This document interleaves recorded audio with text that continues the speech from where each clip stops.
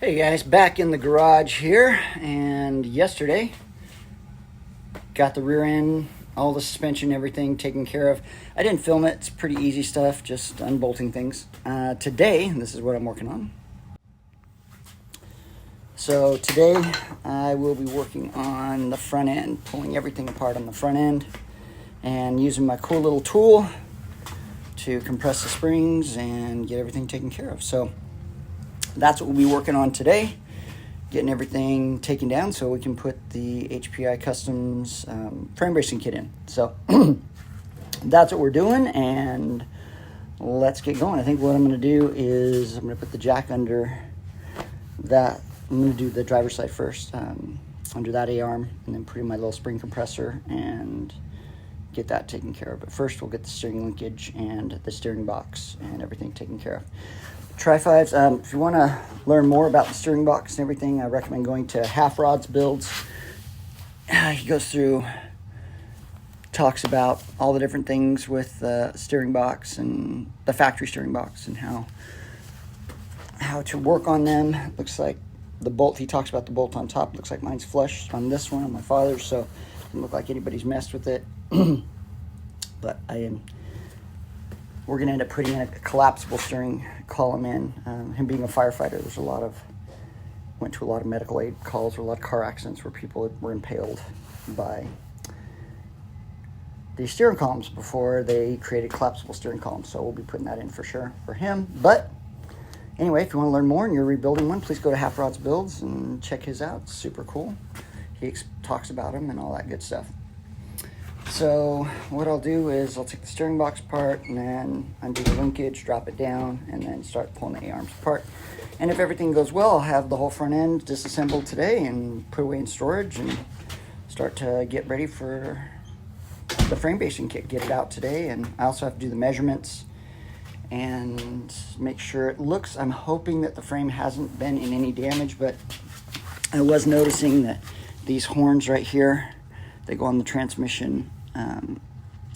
These are bent up, which is kind of odd, versus these. And then looking right here, you can see that front horn, see how nice and flat it is. And then this horn right here, there's a little buckle in it right there, right here. So I don't know, that kind of scares me a little bit. I'm hoping that all the measurements come out, and I'm gonna have to go online and see if I can find the exact measurements corner to corner that should be.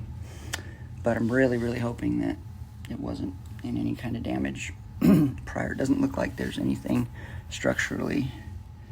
Wait a minute. Yeah, looks like it was hooked in here and pulled. So they might have tried to straighten it. This one, not as much, just a little bit.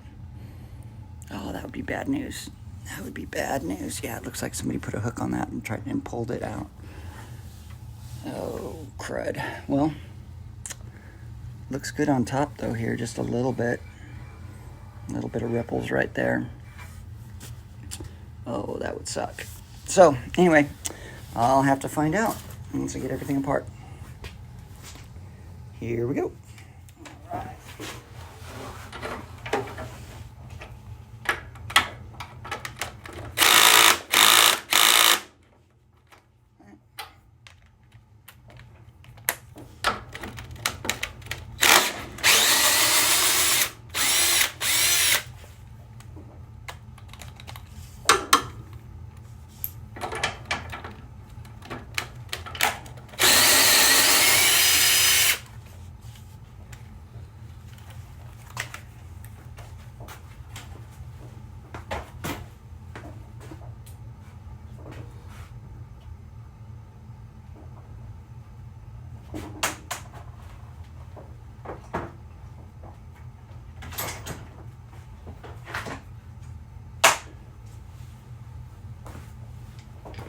All right, here we go.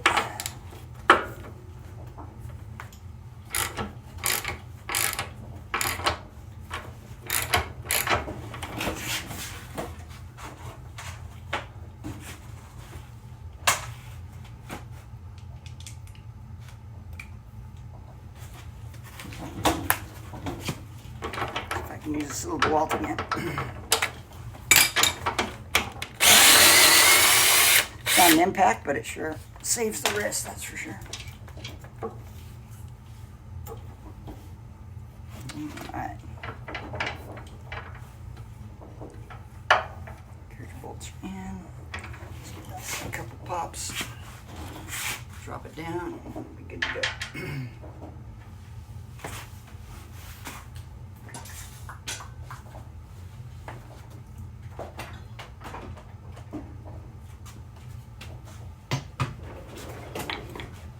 Alrighty.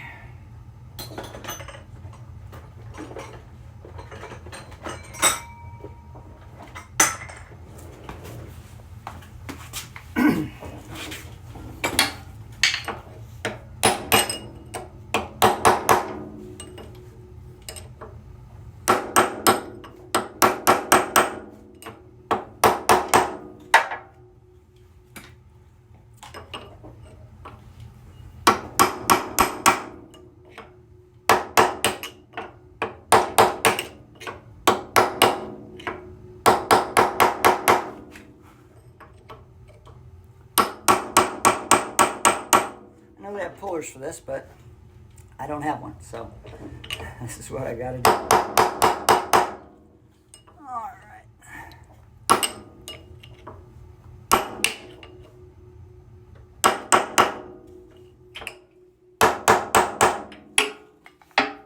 It's coming down. This here. Little gel persuasion.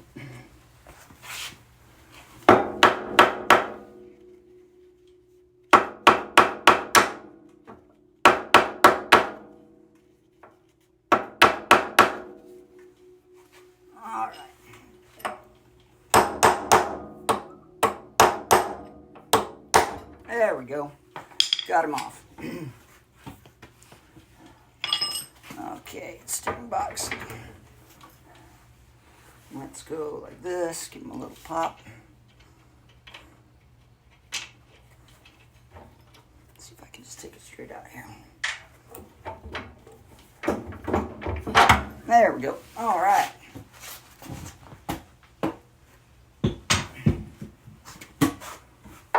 Off there. Take out these bolts, label them, put them in a bag.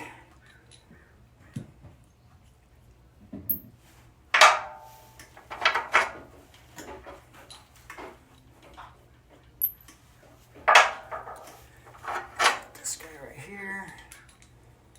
Okay. Put those away just a little bit. Bag out.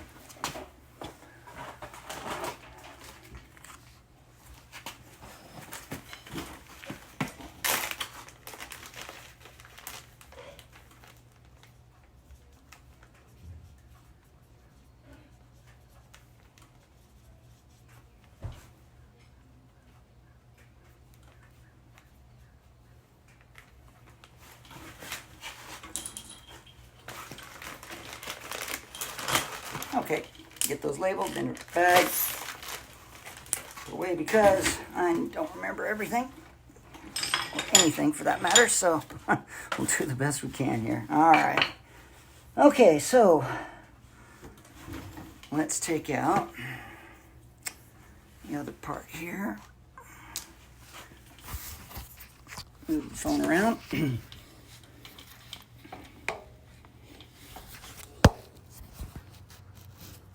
Nice to just come and work in the garage.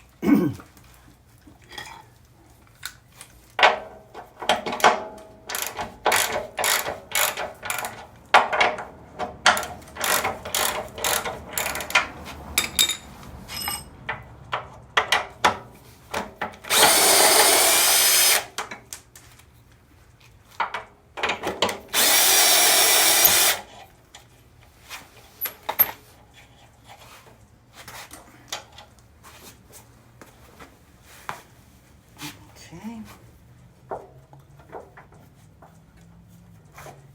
Drop this guy out of there. I'm going to try to keep the whole assembly together. I'll put these nuts right there for a second. All right, let's get these quarter pins out.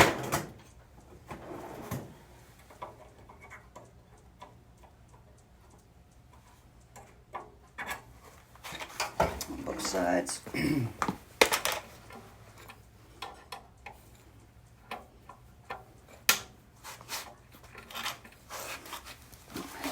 Not too bad, and I'll try to, I said on my last video, I'll try to see if I can get software that I can edit and make things go a lot faster.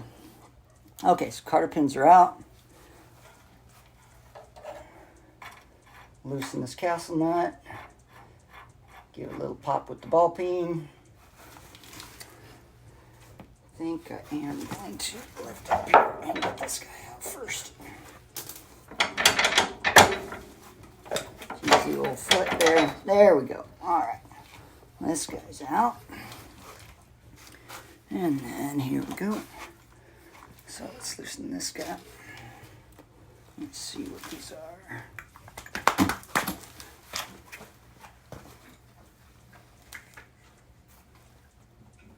There we go. All right. Let's find out what size we're looking at here. And it's going to be a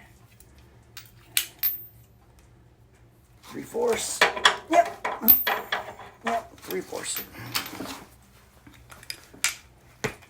This other side loose real quick.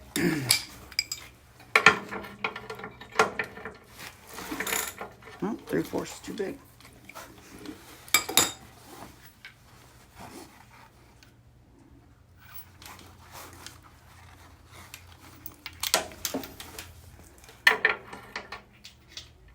No, it was 3/4. Okay. Both castle nuts are loose now.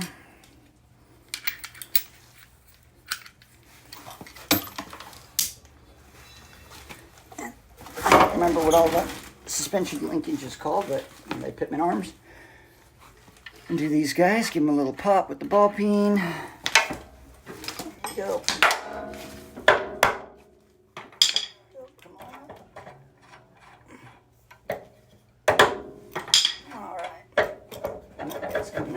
There's one, and the other side is 2. Okay, steering linkage is out now.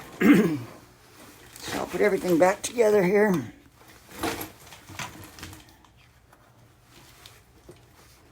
Here we go. And put the little cotter pins back in. So that we don't lose anything. I can see anything. Here we go. There we go.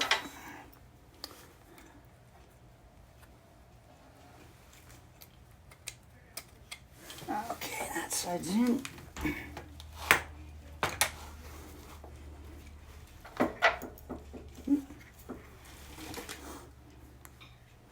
And put this guy on.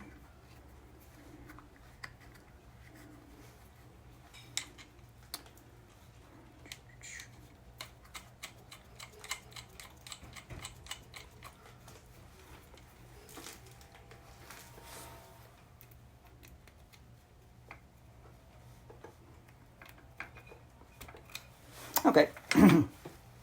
And then we'll put that guy away in just a couple minutes.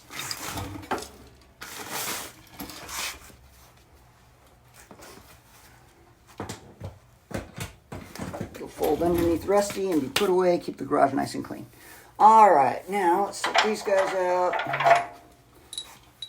Put the nuts back on these guys.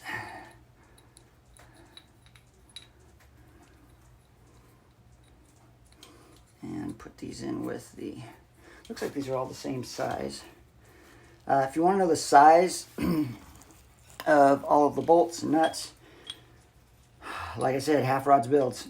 He knows this stuff. It's amazing. He knows all of the different sizes and everything. So if you really want to understand a tripod and how they go together and all of that good stuff, then check out his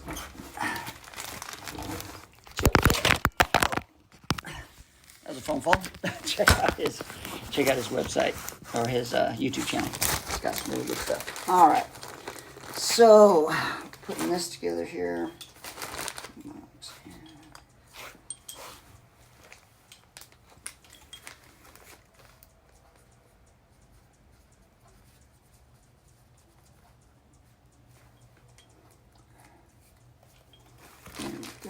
Okay. Moving right along.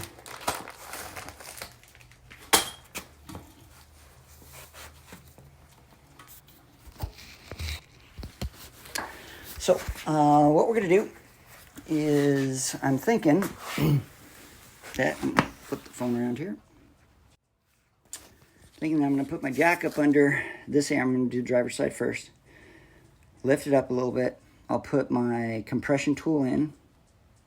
Show you guys that on another video. I showed how I made that little tool. I'll put that all together and then start compressing the spring. Once I get some tension on it, then I think what I'm going to do is, let's see here, take out the spindle. I'll compress it first, and as much as I can. So I can't compress it a whole lot, but as much as I can, and then we'll take the spindle out, let the slack out a little bit, and then go from there. All right, cool. Let's give it a shot. Attach the old phone, flip this around.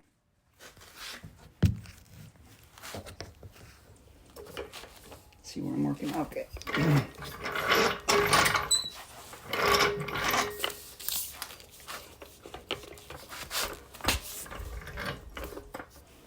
Let's put a little block under that.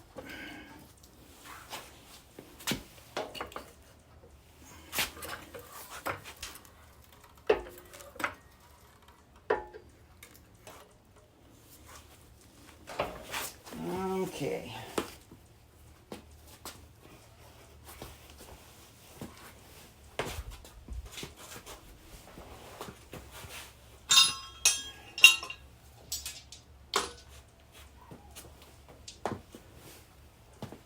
So here's the little tool that I made. It does not, the all thread that you use does not have to be this long, okay?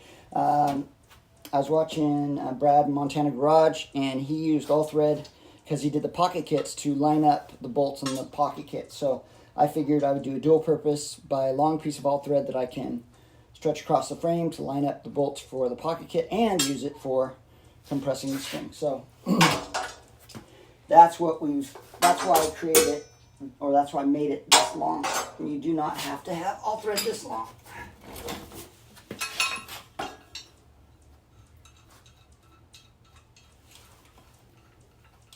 Okay, I'm going to put some anti-seize on it though. Oh, slide.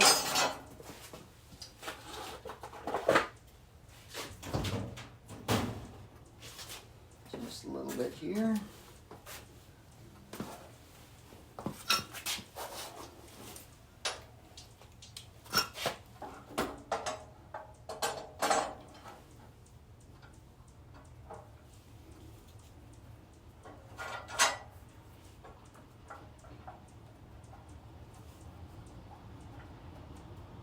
Remember why I put this blue tape on here. Maybe this is where it ends.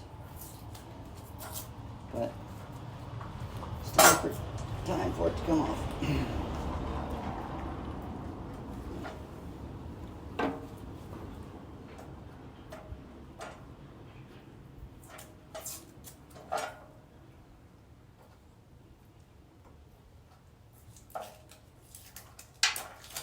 All right. So the way this tool works, a little washer that I welded onto this nut, travels down, it's going to pull up the bottom, this bottom plate goes up under the arm, and then as you tighten this down through the shock mount, it then compresses the spring. So that's what we have going on, so that when I let the jack down, it doesn't flip out and spring all over the place and allow me to get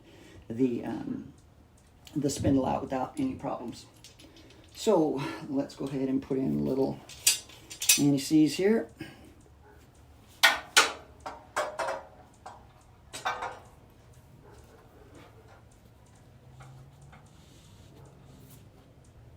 Just a little bit, not tons, just a little bit.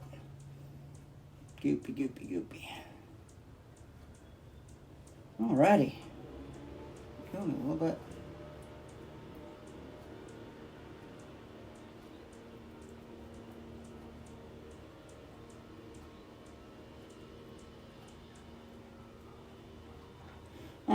I'll run that up and down, make sure you get it all over the threads, make it a little easier. And then I am going to put a little bit on the bottom as well, so that, and I have 2 washers on the top, so that one washer slides on top of the other washer, so that you're not, I'll show that in just a sec, so that you're not pulling directly on the shock mount on the upper A-arm.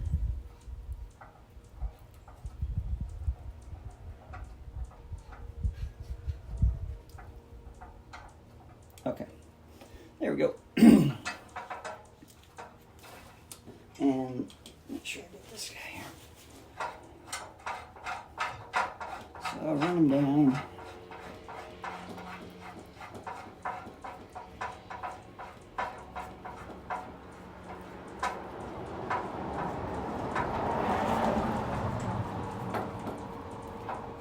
And this is what I'll be doing, just running this down here, getting the anti-seize over all of the threads so that I don't run into any problem, and I don't want to make a mess with this either. This is the other nut that fits right on there. And then this end, the blue end, is going to fit right in the top of the shock mount. So I'm going to stop the video just for a second while I get this all set up, and then I'll show you guys what it looks like. Alright, so I have my little spring compressor in here. Show you guys how it works.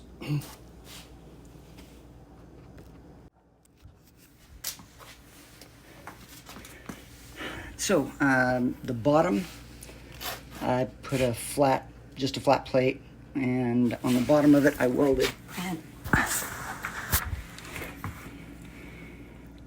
just a piece of round stock, and then put a hook through, or an eye through. All these webs out of the way. And then you can see right here, and they both go together. That allows this bottom eye to attach to the all thread. The all thread goes down through the shock mount. And then at the top of the shock mount, I have, like I was talking about earlier, I have 2 different washers. One sitting at the top of the, to give me some surface area to push against. And then I put in the anti-seize so that it slides, this washer slides on top of the other washer. As I tighten up the all thread, then it pulls the lower A-arm up into the frame, because this is the frame mount. So now I'm going to go ahead and undo the caliper, and hopefully, if all goes well, once I get the bolts or get the nuts off of the caliper, start to let the spring tension down, it will allow me to pop that out without the spring jumping all over the garage. And I'll put my jack down below just in case something were to go awry, but I don't anticipate that. But it's always good to have something there just in case.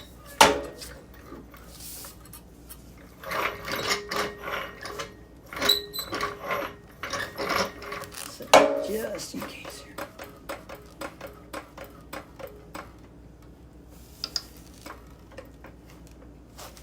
All right, so now these are, where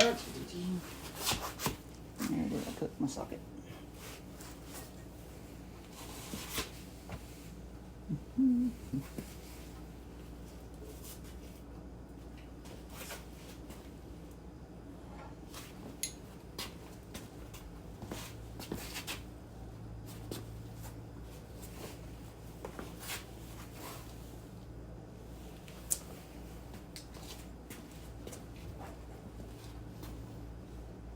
Oh, there's.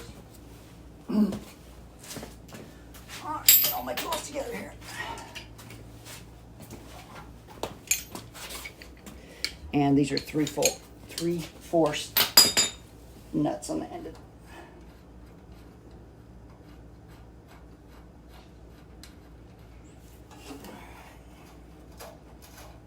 This off of here.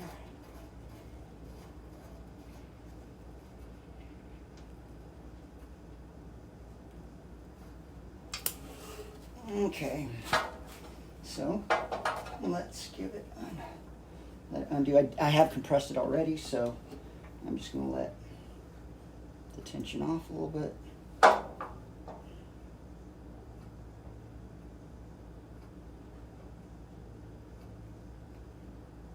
Actually, let's try compressing it some more. See if I can get that.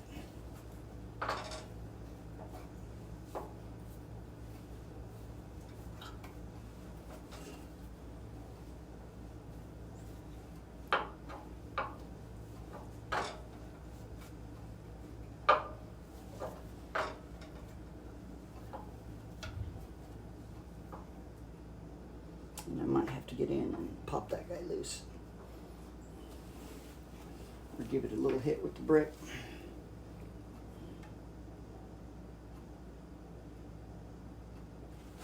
Okay, be back in just a sec.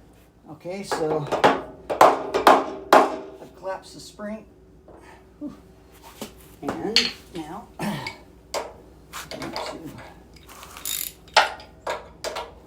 loosen this nut a little bit. And it's off. So let's try to give this guy another pop here. All right, and we are off. And now we will gently let it down. So once again, this is holding the bottom of the arm really flat. And because of the plate, instead of just, I've seen a lot of other ones where people have created this little tool and they use the bottom of the shock itself, which is fine. This one looked like somebody had done something like that and it's actually pulled out. I might have to re-weld the hole that it goes into. So I have more surface area with this plate down below and using the eye. So I don't know, that's just the way I did it. So you don't have to do it that way, or you can go buy one. I think they have them on Danchuck and some of the other Tri-5 companies make them. But so here we go, and then I just undo it, safely let it down.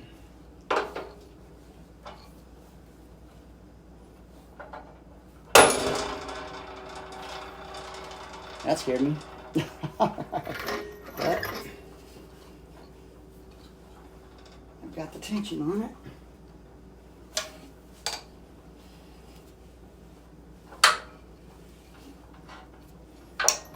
Make sure I got this guy under here just in case.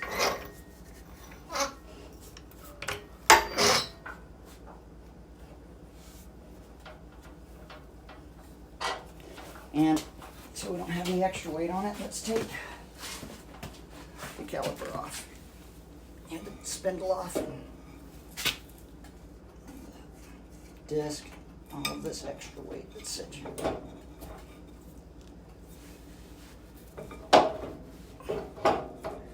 I can get it off.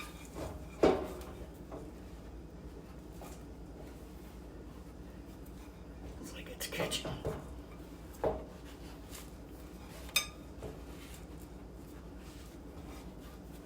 Binding underneath here. Well,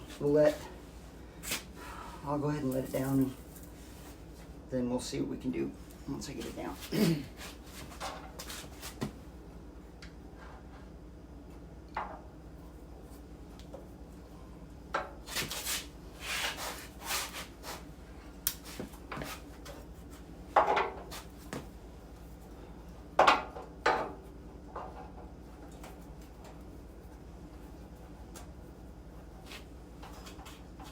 Let's get the jack out from under there.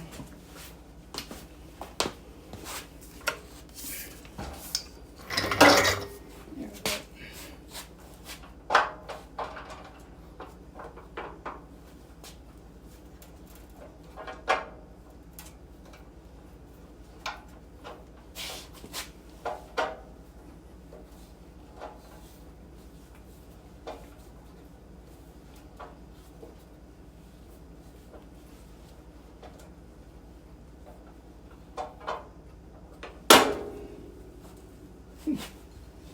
Caught on the thread.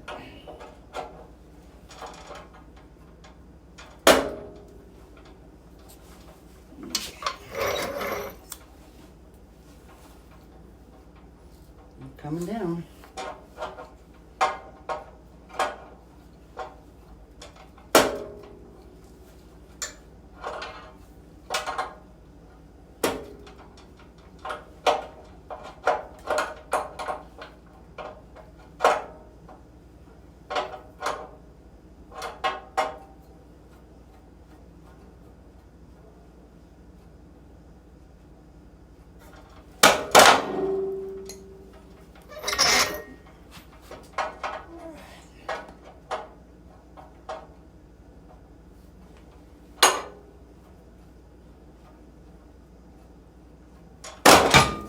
There we go. All right. So I'm going to try to get that spindle off. I have to take the ball joint off to do that. So, okay. Let's see what we can do here. There we go. All right. So, spindle's off. We're gonna let me put this cast nut back on here so the threads don't get messed up. Grab the right one.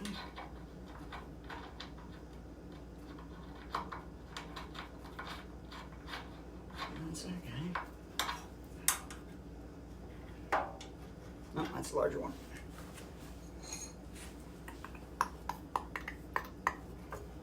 Where did I put that?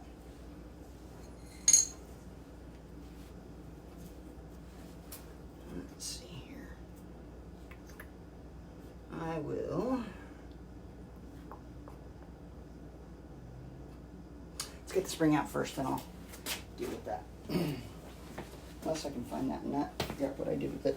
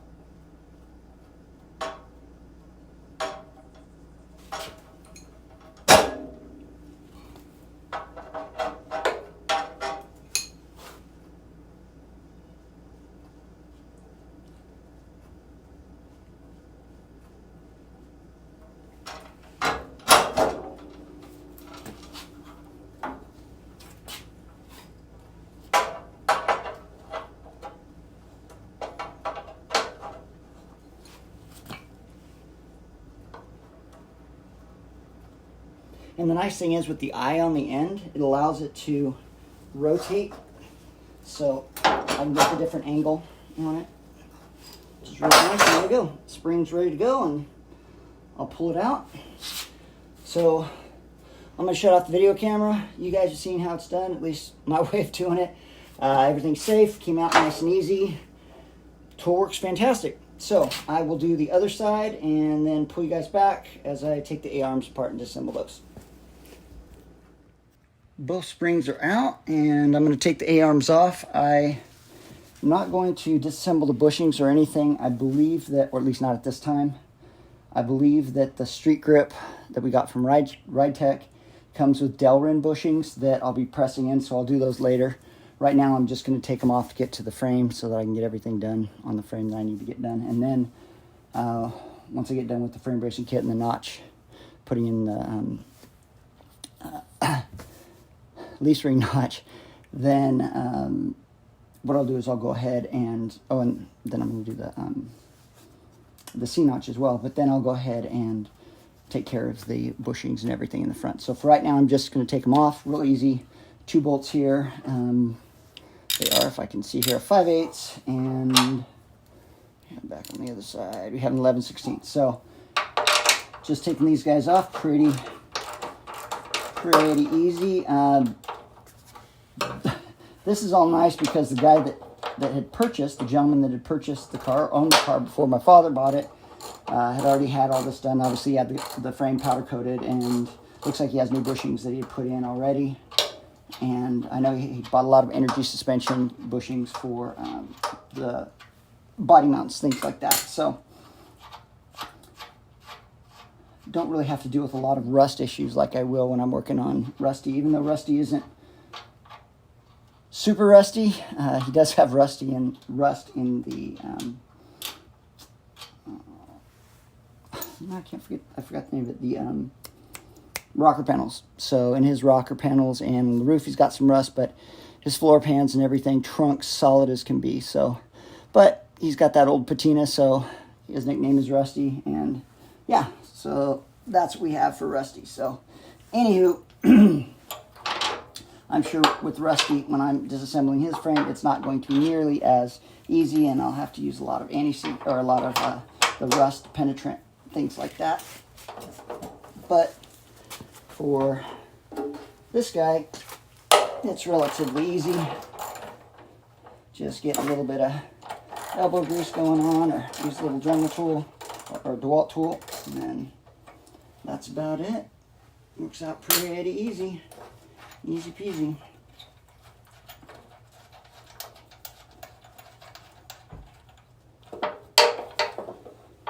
So once I get these guys off, as I said earlier, I'll be going online and looking at measurements and checking all the measurements on the frame to make sure it's good to go, and then I'll get the frame base kit out and show you guys what that looks like and what I need to cut out so that I can get that to work. And I know there's both of the transmission horns, will be removing those. I'm gonna run either a 700R4 or a 60E or 80E, or whichever one of those we're gonna put on. So, anywho, that's what's going on. Just two bolts on the bottom, same thing. So I'll show you guys once that's all done and the frame's all taken apart, both sides. So thanks for checking this part out, guys. We'll catch you in just a sec.